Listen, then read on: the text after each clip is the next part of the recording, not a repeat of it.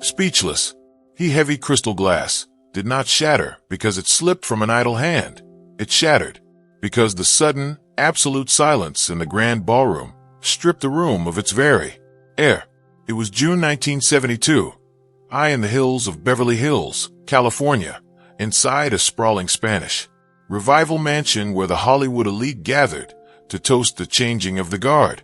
On one side of the velvet-carpeted parlor stood John Wayne, the Duke, a towering, sun-cured monument of American cinematic machismo, smelling of expensive bourbon and dry tobacco. On the other side stood Bruce Lee, a compact, razor-sharp force of nature who carried himself with the quiet, devastating poise of a loaded spring. Standing mere feet away, holding a half-empty glass of orange juice and watching with wide, calculating eyes, was Muhammad Ali. Within 3 seconds, a collision of cultures, physics, and sheer presence would unfold, leaving the loudest room in California utterly paralyzed, and the greatest heavyweight champion of the world completely speechless. The estate belonged to a high-ranking Hollywood executive whose influence spanned from the old world studio contracts to the emerging era of independent, gritty cinema. It was a Saturday evening, and the moist breeze carrying the scent of blooming jasmine drifted over the massive swimming pool, mingling with the heavy scent of Cuban cigars and expensive perfume. The guest list was a tapestry of legends, directors whose films defined the post-war era clinked glasses with young, rebellious actors who wore denim instead of tuxedos. In the corner of the grand parlor, a live jazz trio played soft, syncopated rhythms, their melodies weaving through the thick hum of 100 high society conversations. Bruce Lee sat quietly near a mahogany bookshelf, sipping sparkling water. He was understated, dressed in a custom-tailored dark charcoal suit that fit his frame with surgical precision. Unlike the bombastic stars who filled the center of the room, Bruce sought no attention. He had spent the last 2 years splitting his life between the grueling demands of film sets in Hong Kong and the intellectual circles of Los Angeles. He was a philosopher who happened to possess the most lethal physical reflexes on Earth, a man who viewed combat not as a tool for dominance, but as an ultimate form of self-expression. He was 5 feet 7 inches tall, weighing a meticulously conditioned 135 pounds, and yet there was a density to his presence that made him appear twice his size to those who truly understood movement. Across the room, the crowd parted for John Wayne. At 6 feet 4 inches and 230 pounds, Wayne was more than an actor. He was a living myth. To millions of Americans, he represented the rugged, unyielding spirit of the frontier, a man whose simple, heavy-handed solutions resolved complex moral questions on the silver screen. Wayne moved through the crowd like a battleship, his voice a low, gravelly rumble that commanded attention without trying. He was surrounded by a circle of admirers, his large, calloused hand gripping a tumbler of wild turkey. He had watched the changing landscape of Hollywood with a quiet, growing resentment, viewing the rise of foreign cinema and modern, kinetic action as a threat to the simple, brute force heroism he had championed for decades. It was Muhammad Ali who unwittingly set the stage for the confrontation. Ali, who had traveled to Los Angeles for a series of promotional appearances, was the center of his own gravitational pull near the grand piano. Wearing an immaculate cream-colored suit, Ali was holding court, his legendary wit and rapid-fire banter keeping a dozen socialites captivated. Ali had met Bruce once before briefly and possessed a deep, intuitive respect for the speed and philosophy of the martial artist. He had even studied Bruce's footwork on film, recognizing the similarities to his own dancing style in the boxing ring. When Ali spotted Bruce near the bookshelf, he waved him over, his booming voice cutting through the jazz music. "Hey, there he is, the little dragon," Ali called out, grinning widely. "The man who says his hands are faster than my jab. Come over here, Bruce. Let's show these people what real movement looks like." Bruce smiled, bowing slightly from the waist as he walked toward the heavyweight champion. "Always an honor, Muhammad," Bruce said, his voice quiet, melodic, and perfectly composed. "But your jab is safe from me." I only fight when the camera is rolling, or when there is no other choice. John Wayne, standing nearby, turned his massive head at the sound of Ali's voice. He walked over, his heavy leather boots making distinct, solid thuds on the oak floorboards. Wayne looked down at Bruce, his eyes narrowed, a smirk playing on his weathered face. He took a slow sip of his bourbon, then gestured toward Bruce with his glass. "So you're the kid everyone's talking about?" Wayne rumbled, his voice dripping with old school skepticism. "The one who does all that fancy jumping and spinning in the pictures. I've seen some of those clips, son. It looks real pretty.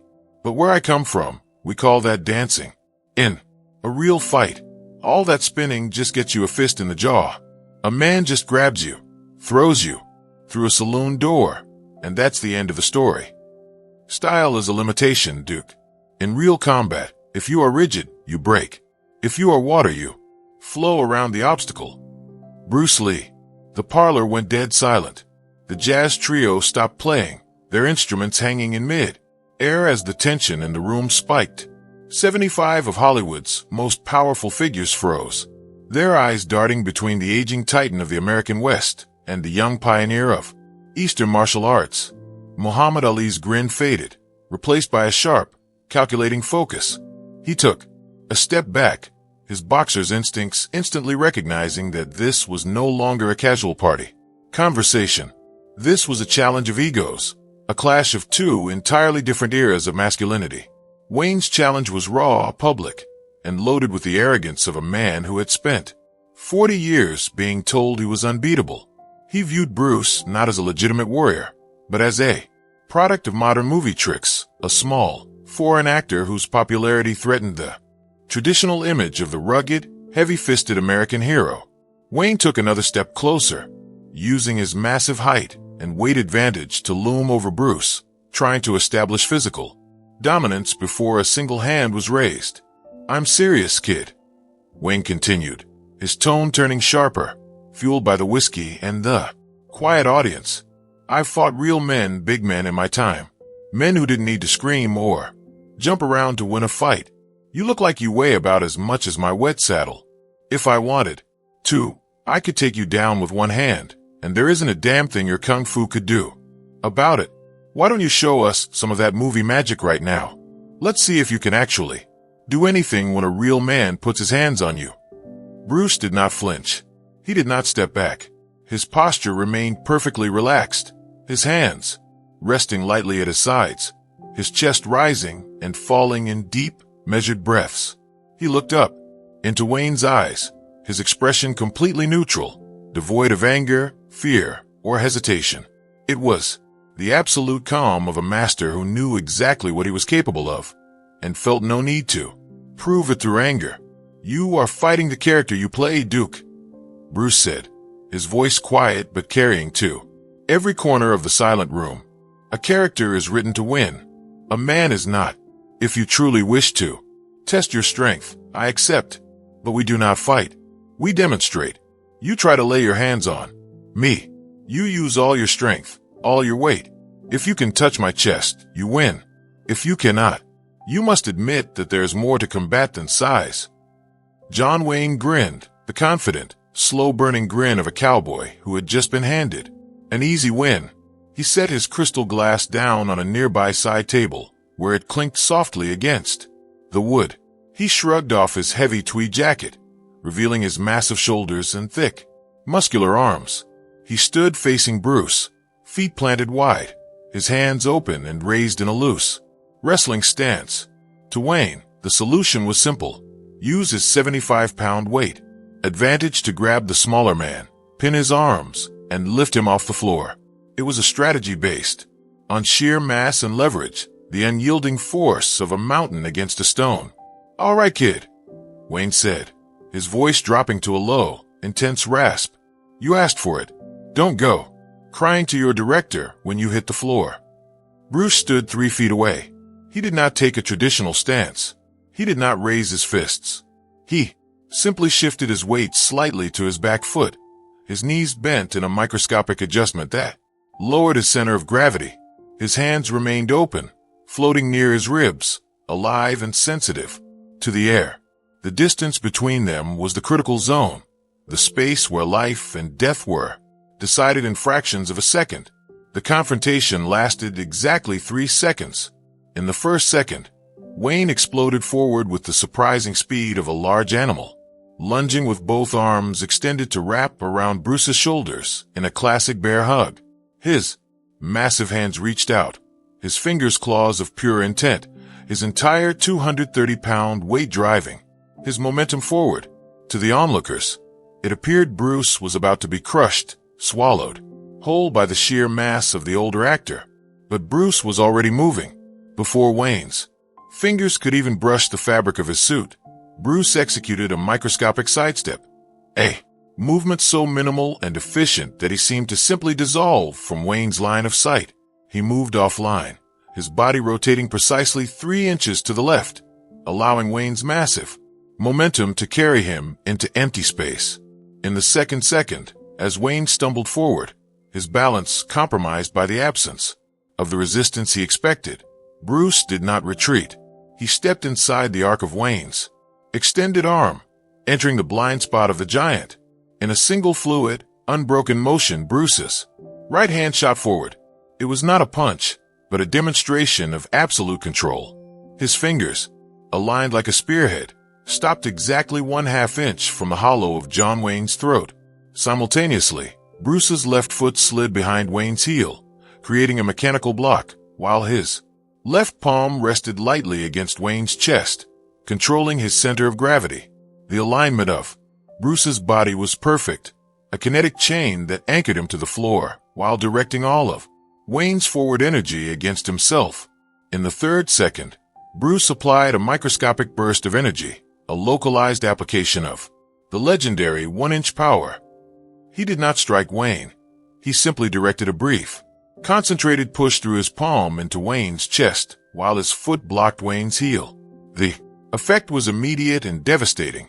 John Wayne's massive body, entirely destabilized and carrying its own forward momentum, was redirected over Bruce's blocking leg.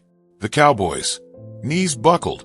His arms flailed in a desperate search for balance that was no longer there. With a heavy, echoing thud, the titan of American cinema collapsed backward onto the thick velvet carpet, landing heavily on his buttocks, his legs splayed, his breathing ragged, and his eyes wide, with absolute, unadulterated shock. The silence that followed was heavy, suffocating, and absolute. 75 people stood, frozen, their glasses suspended in midair, their mouths open, unable to comprehend what they had just witnessed. John Wayne, the man who had survived 100 cinematic battles, who had stood tall against armies, outlaws, and monsters, was sitting on the floor, defeated, disarmed, and humbled in less time than it took to draw a breath. He had not been beaten with violence. He had been beaten with physics, with elegance, with a level of mastery that defied the very rules of the physical world he understood. Standing next to the grand piano, Muhammad Ali stared at the scene. For the first time in his public life, the legendary champion, the man who had a poem for every opponent and a boast for every occasion, was completely speechless. His jaw had dropped, his eyes wide and fixed on Bruce Lee. Ali, who spent his life analyzing human movement, speed, and power, had never seen anything like it. He had seen fast punches, and he had seen powerful throws, but he had never seen a man move with such absolute economy, such surgical precision, that he could neutralize 230 pounds of pure aggression without even wrinkling his suit. Ali stood in silence, his mind racing to process the sheer genius of what he had just observed. Bruce Lee did not celebrate. He did not smile. He did not take a victory pose. He simply stepped back, took a deep, quiet breath, and extended his hand to the man on the floor. His hand was steady, open, and offered with a level of respect that was deeper than any victory. "The ground is honest, Duke," Bruce said softly, his voice the only sound in the grand room. "It does not care about our names, our titles, or the pictures we make. It only cares about balance. You are a strong man, but strength without balance is just a heavier fall. Let me help you up." John Wayne stared at Bruce's hand for a long, agonizing moment. The silence in the room stretched, the tension shifting from the physical confrontation to the psychological struggle of a proud, aging icon face to face with his own vulnerability. Slowly, the anger in Wayne's eyes faded, replaced by a deep, quiet realization. He reached up, his massive, calloused hand gripping Bruce's small, dense hand. With a single, smooth pull, Bruce helped the giant to his feet, showing no sign of strain as he anchored Wayne's weight. Wayne stood unsteady for a moment, brushing the dust from his trousers. He looked at Bruce, then at his hand, then out at the silent crowd.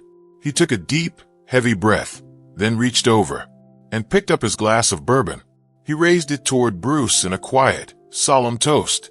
"I'll be damned," Wayne said, his voice a low, genuine rumble. "You're no dancer, kid. You're the real deal. I've been in this business a long time, and I've seen a lot of things, but I've never seen a man move like that. I reckon I owe you an apology." Bruce bowed formally from the waist. "No apology is necessary, Duke. We are both artists. We simply use different brushes. Thank you for the test." The echoes of the night. The party slowly returned to life, but the energy had fundamentally shifted. The jazz trio began to play again, but their music was softer, more reflective. The guests spoke in quiet, urgent whispers, debating and analyzing the 3 seconds that had just redefined their understanding of strength. John Wayne spent the rest of the evening sitting quietly in a corner, talking in low, respectful tones with Bruce Lee about philosophy, training, and the challenges of representing their cultures on screen. The cowboy and the dragon had found a common ground not through domination, but through the mutual respect that only true warriors could understand. As the night began to wind down, Muhammad Ali finally approached Bruce. The heavyweight champion had spent the hours watching Bruce from a distance, his usual boisterous energy replaced by a quiet, intense curiosity. He stopped in front of Bruce, his hands in his pockets, his expression serious. "You know, Bruce," Ali said, his voice unusually quiet, "I've spent my whole life telling the world I'm the greatest. I've beaten the biggest, the baddest, the strongest men on the planet. But tonight you showed me something I didn't know was possible. You didn't even hit him, and you broke his will. That's not just fighting. That's magic." Bruce smiled, looking out over the twinkling lights of Los Angeles below the balcony. "It is not magic, Muhammad. It is simply the result of emptying your cup. When you have no style, you have no limitation. When you have no ego, you have no fear. You fight the man who is standing in front of you, not the man you expect to see. That is the secret of the dragon." Ali nodded slowly, processing the words with the deep, intuitive understanding of a fellow master. He extended his hand, and Bruce took it. The 2 greatest icons of physical mastery in the 20th century stood on the balcony in the warm California night, united by a silent, unbreakable bond of respect. The story of that evening in June 1972 was never published in the Hollywood trade papers. The studio executives and publicists who witnessed it kept the details quiet, protecting the reputations of their aging stars and avoiding the cultural controversies that a public report would have generated.